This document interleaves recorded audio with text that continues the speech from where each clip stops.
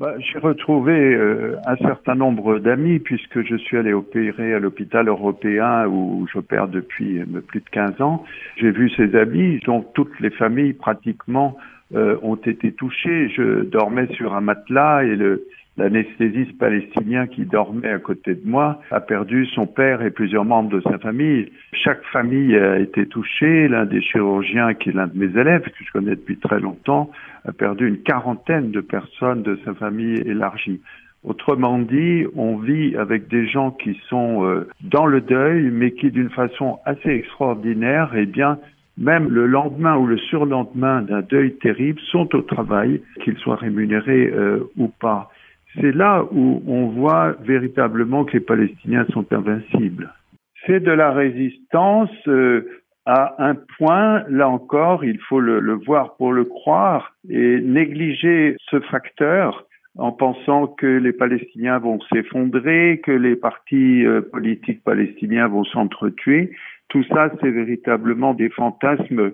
Et la réalité, c'est que même si on a détruit toutes leurs écoles, leurs universités, leurs maisons, eh bien, ils sont toujours là. Il faut voir même certains Palestiniens en parler avec le sourire, en disant on m'a détruit ma première maison, je suis allé dans celle d'un ami, elle a été détruite aussi, une troisième, et puis maintenant, vous voyez des chirurgiens de 55 ans qui sont sous une tente à Rafah. Je dis chirurgien parce que c'est important de se rendre compte que ce sont des gens comme vous et moi.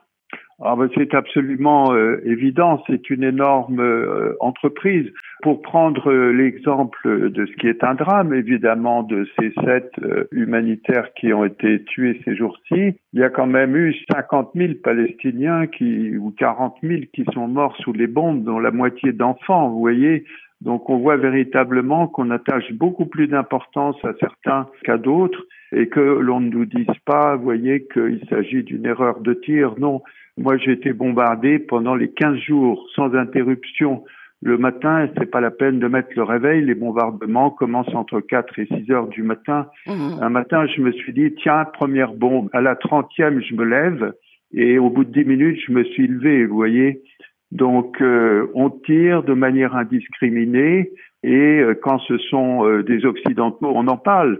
Tant mieux qu'on en parle, c'est bien, mais mettez-vous à la place de toutes ces familles décimées dont on n'a pas parlé. Le docteur Mohamed Abou Talmiya est un obstétricien qui fait des accouchements, de la chirurgie gynécologique. Il a été embarqué avec un certain nombre de praticiens. Et l'un des prisonniers qui a été relâché témoigne, c'est lui qui témoigne que sous la torture, il a eu les 2 poignets brisés.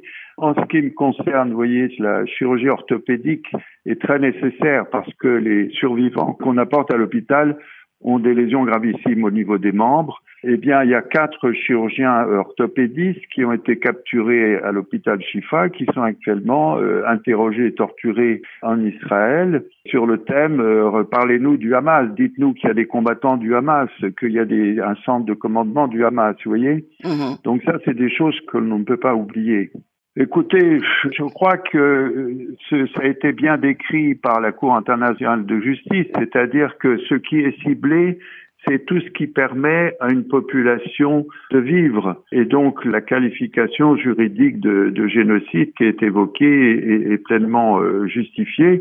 Donc, les médecins en font partie. On a l'impression qu'Israël se comporte comme un gangster qui a déjà tué un certain nombre de policiers et qui sait que s'il est pris, de toute façon, c'est la perpétuité. Donc finalement, ça libère tous les instincts sauvages qui sont sans doute à l'intérieur de chacun d'entre nous, mais dans le cas particulier, Israël se comporte comme ce gangster, c'est-à-dire que plus rien ne peut lui être interdit puisque de toute façon, toutes les bornes ont déjà été dépassées.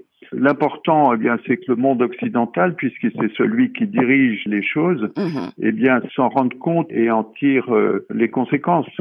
La différence, c'est les bombardements absolument constants, de jour comme de nuit, très proches de l'hôpital parfois, des rues qui sont alignées avec des alignements de bombes et tout ça en plein jour. Moi, j'ai vu encore ce samedi un camion benne rempli de cadavres, je dis bien rempli de cadavres jusqu'au bord à déborder. Les jeunes qui avaient monté les cadavres sur le camion étaient debout sur les corps et se tenaient à la ridelle, et il a fallu écarter la foule des enfants qui sont dans la cour, dans l'enceinte de l'hôpital, pour que le camion puisse atteindre la morgue. Vous voyez, donc qu'on ne nous dise pas que c'est malheureuse humanitaire, que c'est une erreur, qu'on va faire une enquête. Je signale d'ailleurs que lorsqu'on sort de Rafah, eh bien, nous avons passé 3 heures du côté égyptien et nous avons pu voir et discuter avec les camionneurs. Il y a plus de 1000 camions de nourriture et d'aide humanitaire qui attendent entre Rafah et El Arish. Certains chauffeurs nous ont dit qu'ils étaient là depuis 1 mois, un autre depuis 2 mois. Et donc, lorsque les bonnes âmes, eh bien, protestent pour dire il faut laisser passer l'aide humanitaire, eh bien, qu'ils pensent à ces 1000 camions qui sont dehors et qui entrent au compte-gouttes. Véritablement, c'est l'arbre qui cache la forêt. Alors, ça s'est fait en étant, je dirais, inclus dans une équipe qui est introduite par l'extérieur et qui a toutes les relations, et notamment avec la partie israélienne, parce que encore aujourd'hui, toute personne qui entre à Gaza, y compris par l'Égypte, eh bien, est filtrée par le COGAT, c'est-à-dire le service de l'armée israélienne qui contrôle le siège de Gaza. Donc, rien ne change.